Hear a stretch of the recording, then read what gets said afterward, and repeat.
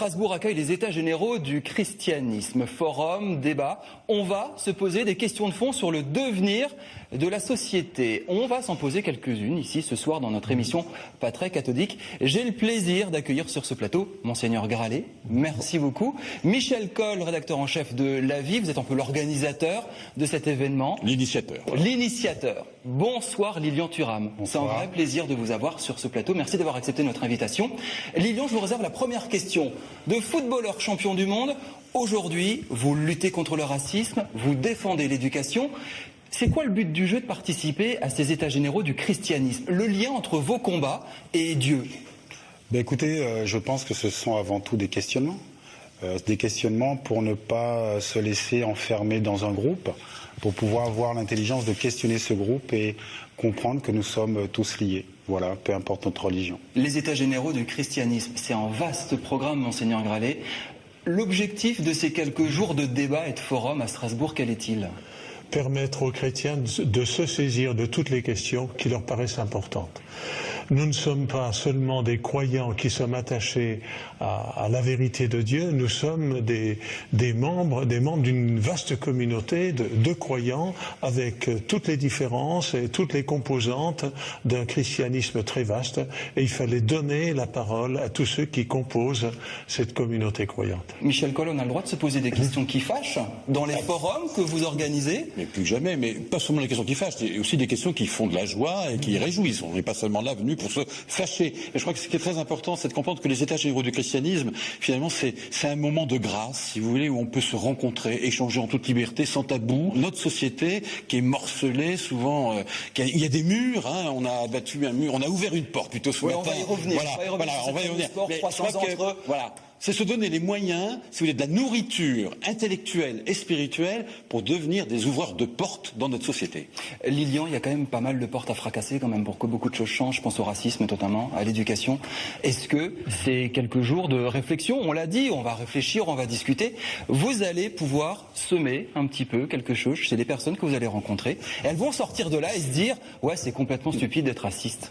Écoutez, effectivement, c'est vrai qu'il y a énormément de portes à fracturer.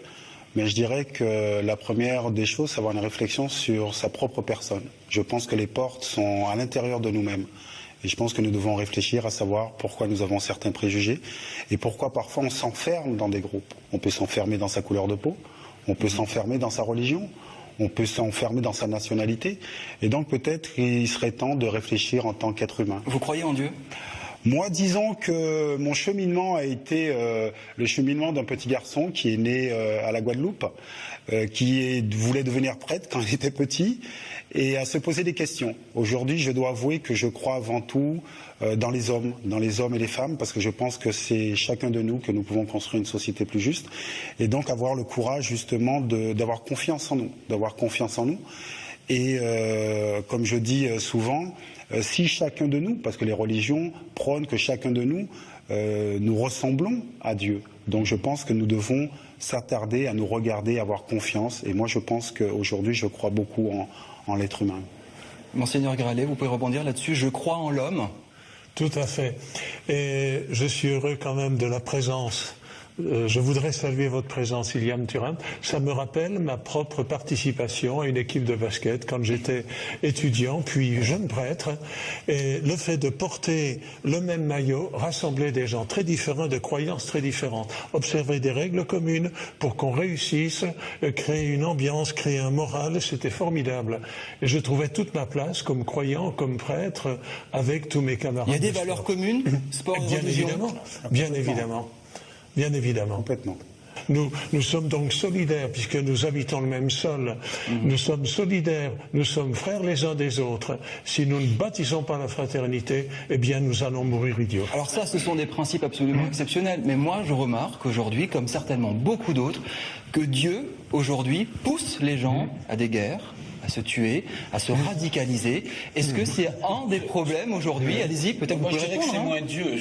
C'est moins Dieu qui pousse les hommes à la guerre que ce que les hommes en font de Dieu. Je crois que qu'est-ce qu'on fait de Dieu? On l'idéologise, on l'habille d'oripeaux guerriers, si vous voulez. C'est l'homme qui est responsable quand même aussi de la façon dont il parle de Dieu, mais surtout dont il témoigne de son rapport à Dieu. Alors justement, ces états généraux qui sont aussi des états généreux, excusez-moi, mais ça j'ai pas voulu le rater, c'est une manière aussi de redécouvrir la générosité de l'acte de croire. C'est aussi, j'insiste beaucoup sur ce côté de la générosité de la foi. Et c'est ce que nous aimerions faire fleurir durant ces états généreux. Oui, en fait, si je devais rajouter quelque chose, je dirais que lorsqu'on regarde un peu l'histoire, on voit que les guerres, ce sont tous des constructions politiques. Après, effectivement, on peut jouer sur les religions, parce qu'effectivement, chacun est conditionné par sa religion. Et ce conditionnement, en règle générale, on ne le questionne pas. Donc, c'est beaucoup plus facile pour les politiques de mettre dos à dos des personnes de religions différentes. Mais les guerres, ce sont tout avant des constructions politiques. Et aujourd'hui, c'est le cas encore. Est-ce que ça ne fait pas partie de la peur de l'autre que vous dénonciez avant? Non, je pense, encore une fois, c'est une construction de l'autre. Quand je parle de racisme, on a tendance toujours à penser que, par exemple, l'esclavage est une confrontation entre personnes de couleurs différentes, entre les personnes de couleur blanche et de l'autre côté des personnes de couleur noire. Mais non, ce sont avant tout une construction politique et une construction économique. Donc, si vous voulez exploiter certaines personnes, vous devez construire le fait qu'ils soient inférieurs, qu'ils soient différents, donc exploitables. Donc là aussi, ce processus se retrouve très souvent. Par exemple, aujourd'hui, on voit très bien que dans nos sociétés, on construit l'image négative des personnes de religion musulmane. Mais là aussi, ce sont une construction politique. Je dirais que ce ne sont pas nous qui construisons cette image. Michel Colin, oui, je voudrais rebondir sur ce que disait Lilian tout à l'heure et qui m'a beaucoup touché.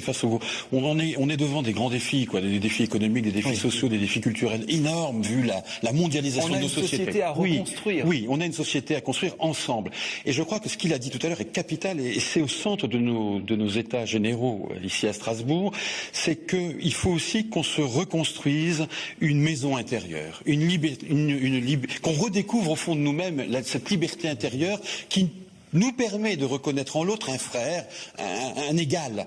Et ça va m'aider moi à me reconstruire, à m'unifier. Et je crois qu'en 3 jours, ça fait penser aussi pour les chrétiens, si vous voulez, au Triduum pascal, vie, mort, résurrection, nous avons ici une possibilité de vivre une expérience pascale de passage pour aller à la rencontre des autres. Et je crois que ça, croyants et incroyants, c'est une belle aventure qui leur est là, ouverte, offerte. Action symbolique. Ce matin, Monseigneur Gralet, on a cassé une porte.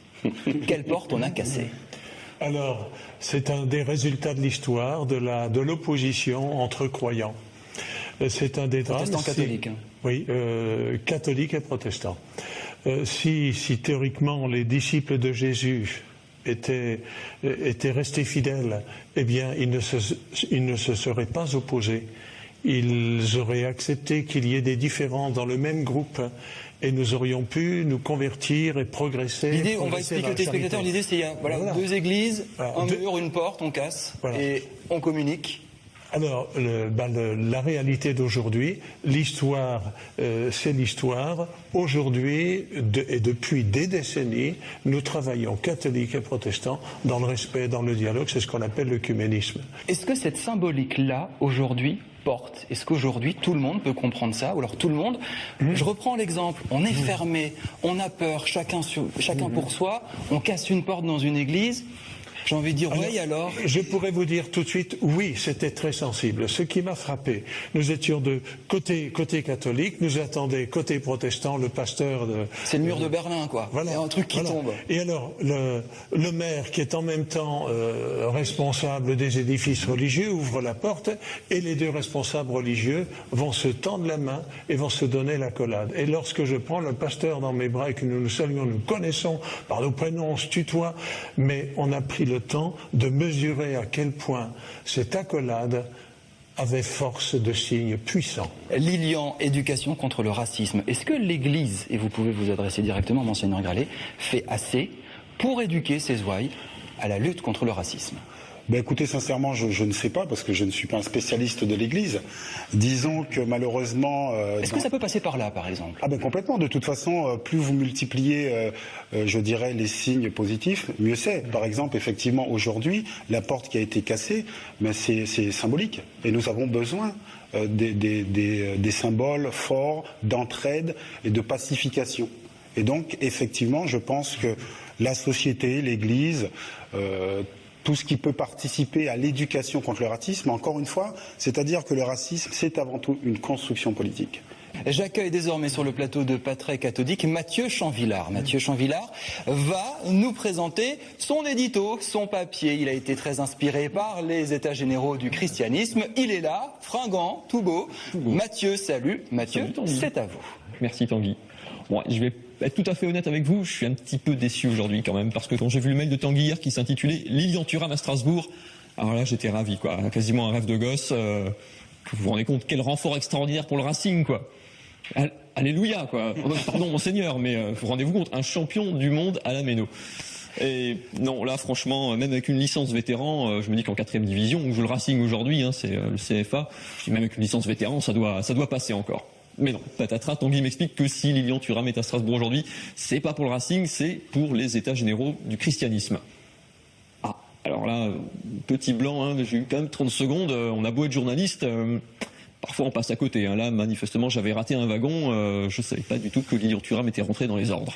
Alors, non, Tanguy me dit non, il est pas prêtre. Il a failli, mais il est pas prêtre du tout. Non, il vient comme intervenant. C'est un invité, quoi.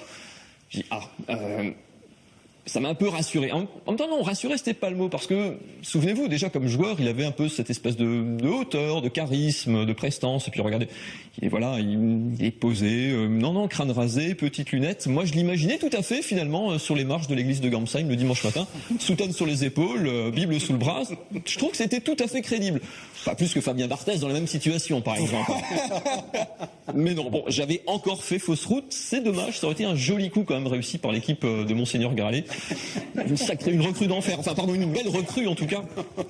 Parce que c'est vrai que Archevêque, c'est un peu comme entraîneur en fait. Vous remplacez la croix pectorale par le sifflet, le survêtement en moins, l'élégance en plus, et on y est. En plus, Lilian avait joué 10 ans en Italie quand même, à Parme, puis à Turin, enfiler le maillot du Vatican, pourquoi pas, après tout, c'était dans la continuité. Mais non, c'est donc bien pour venir débattre et parler que Lilian Thuram est venu à Strasbourg aujourd'hui, et ça m'étonne pas. C'est vraiment complètement son rayon. Quand vous êtes coltiné tous les attaquants du championnat d'Italie tous les dimanches, c'est pas un hasard, pendant 10 ans, quand vous avez été entraîné par, entre autres, Jacques Santini et Raymond Domenech, vous êtes blindé. Là, vous pouvez parler de tout avec tout le monde. Va pour le débat alors, mais je vais quand même finir par 2 questions. Monseigneur Gralet, est-ce que vous trouvez quand même que Lilian aurait fait une bonne recrue pour votre équipe? Et vous, Lilian, qu'est-ce que vous faites samedi soir? Non, parce que pour le Racing, quand même, ils ont un match de Coupe de France à Riedisheim. Alors, je sais, si vous êtes disponible, peut-être qu'une petite pige auprès de brebis égarés du CFA, ça serait un geste vraiment très chrétien. Allez, Lilian, qu'est-ce que vous faites samedi soir? Samedi soir, qu'est-ce que je fais? Moi, je pense que je serai à la maison avec ma femme et mes enfants. Les brebis égarés du Racing, non, ça vous inspire? Non, mais sincèrement, je pense que je ne suis plus à la hauteur. Simplement, aujourd'hui, j'ai 40 ans et il court trop vite. Donc voilà, pour le bien du Racing, je pense qu'il faut que je reste à la maison. Voilà. Avoir un homme de conviction comme ça dans une église comme Lilian Thuram, ce serait pas mal quand même. Ça changerait un petit peu. Peut-être que ça remplirait les églises, vous croyez pas? Enchanté. Je serais enchanté. D'autant, je lui ai dit que mon entraîneur sportif dans l'équipe de basket de la région parisienne où j'étais était antillais de son île, de la Guadeloupe. Et j'en ai gardé le meilleur souvenir et on a échangé correspondance longtemps. Mais ceci dit, je voudrais quand même dire effectivement que si notre église est fidèle à sa définition d'église catholique, c'est-à-dire universelle, elle doit veiller à ce que tout le monde, de tout pays, se sente à l'aise. Et je peux vous dire que cette semaine, j'étais dans un foyer catholique, animé par les catholiques, mais il y avait les 5 continents. Et il y avait, une majorité de chrétiens naturellement, mais toutes les religions étaient là. J'étais à côté d'une femme voilée, j'étais à côté d'autres qui devaient être bouddhistes. Donc, à mon avis, il y a une dimension d'universalité dans notre Église. Si elle ne l'est pas, c'est catastrophe. Michel Coll, mais moi, je voudrais dire à notre ami, là, parce que il m'a bien fait rire, c'est pas facile à faire ce qu'il vient de faire comme ça, donc chapeau l'artiste, mais ce que je voudrais dire, parce qu'au moment où il a dit, en plus je découvre qu'il va aux états généraux du christianisme, il fait une tête comme ça, Venez sur le terrain. Venez sur le terrain de foot des États généraux du Christianisme, vous verrez que c'est super. On rigole, on se marie, il y a des jeunes. C'est à voir à Strasbourg, et c'est ludique. participer, forum, vous pourrez rencontrer Lilian, Monseigneur Michel Cole, poser des questions, beaucoup d'autres intervenants, ça se passe ici. Merci beaucoup Mathieu.